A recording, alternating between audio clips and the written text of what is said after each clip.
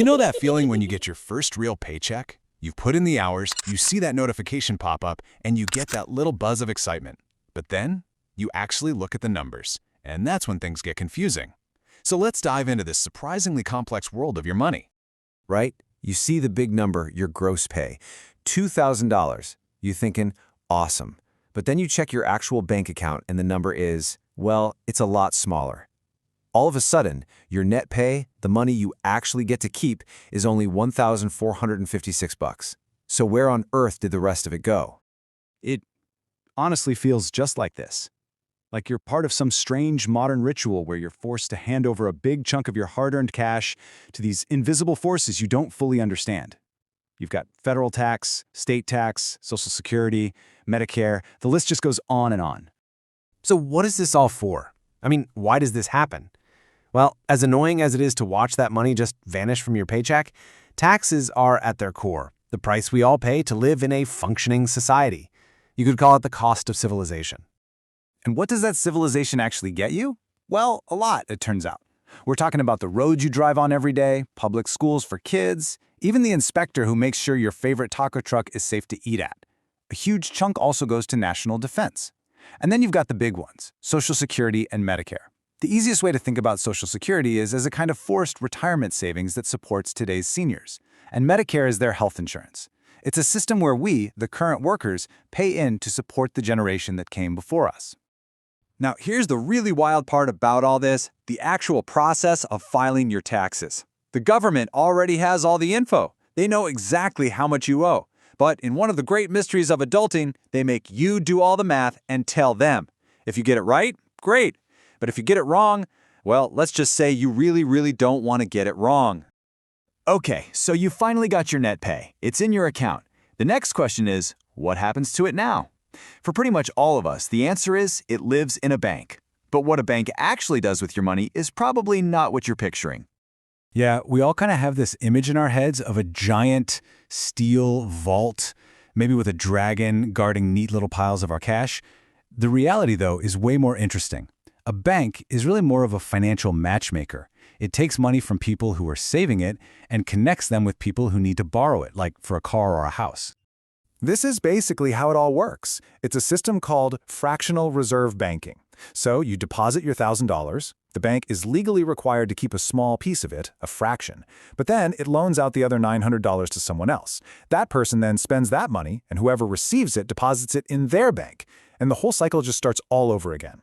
This is how banks literally help create more money in the economy. Your initial $1,000 ends up supporting way more economic activity. So your money isn't just sitting there, it's multiplying. Now, that might sound a little bit risky, right? Loaning out most of your money. But there's a huge safety net.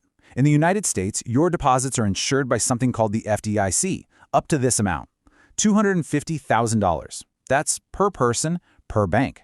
So if your bank ever fails, the government guarantees you'll get your money back. It is way safer than stuffing cash in a shoebox under your bed.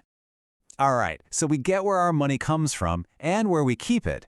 But there are these other invisible forces that control what your money can actually do for you.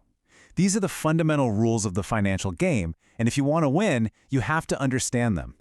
Rule number 1 is interest. The best way to think about interest is just as rent for money. Simple as that. If you borrow money, like on a credit card, interest is the fee, the rent you pay for using it. But on the flip side, if you save or invest your money, interest is the reward you get for letting someone else use it. It's a powerful two-way street. And here's where it gets dangerous. Interest has this almost magical ability to compound. And when you're in debt, that is an absolute nightmare. If you carry a balance on a high-interest credit card, you start paying interest on top of your interest. And all of a sudden, that casual $12 burrito you bought months ago has spiraled into a $50 regret that just won't go away. The next invisible force is inflation. Think of this one as a silent thief. It's sneaky. It doesn't take the $5 bill out of your wallet, it just makes that $5 bill weaker. So over time, that same bill buys you a little less gas, a few less groceries, a smaller bag of chips. It's the slow, quiet erosion of your purchasing power. And finally, there's your credit score. Now, this is a really crucial point. Your credit score has nothing to do with how rich you are. It's about how trustworthy you are. It's basically an adulting report card, a grade from 300 to 850 that tells lenders one simple thing. If I give this person money, what are the chances they'll actually pay me back?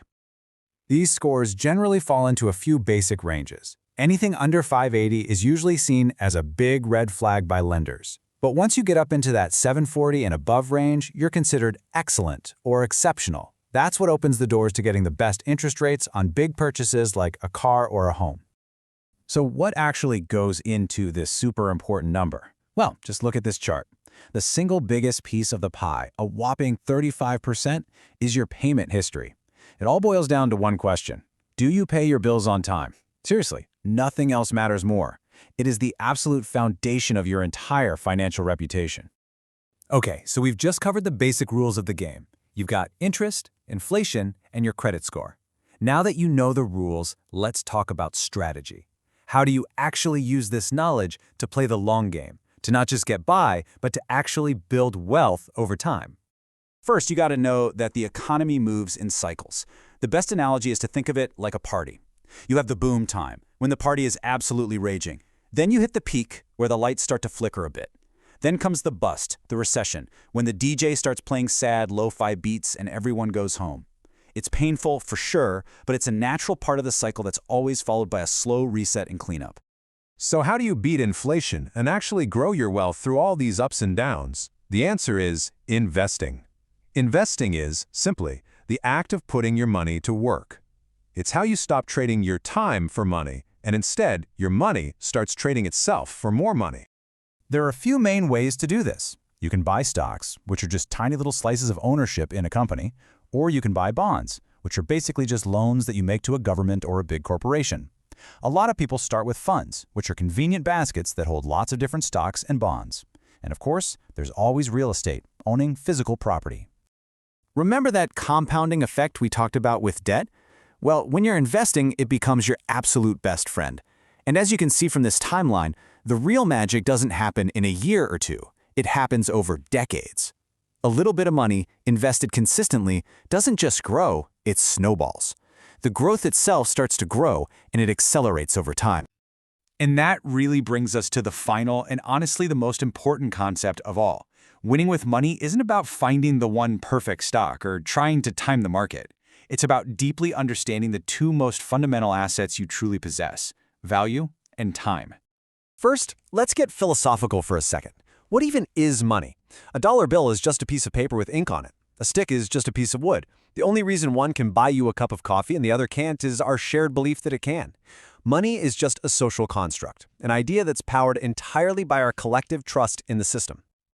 And that brings us right here, to the ultimate point. The single most powerful engine for building wealth isn't a six-figure salary or some lucky stock pick, it's time. Time is what allows your skills to improve, your career to grow, and most importantly, it's the critical ingredient that allows your investments to compound into something truly life-changing. Remember, building real wealth isn't a lottery ticket.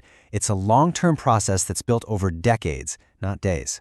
And that leaves us with one final crucial question to think about. When it comes to your most valuable asset, your time, are you just spending it or are you investing it?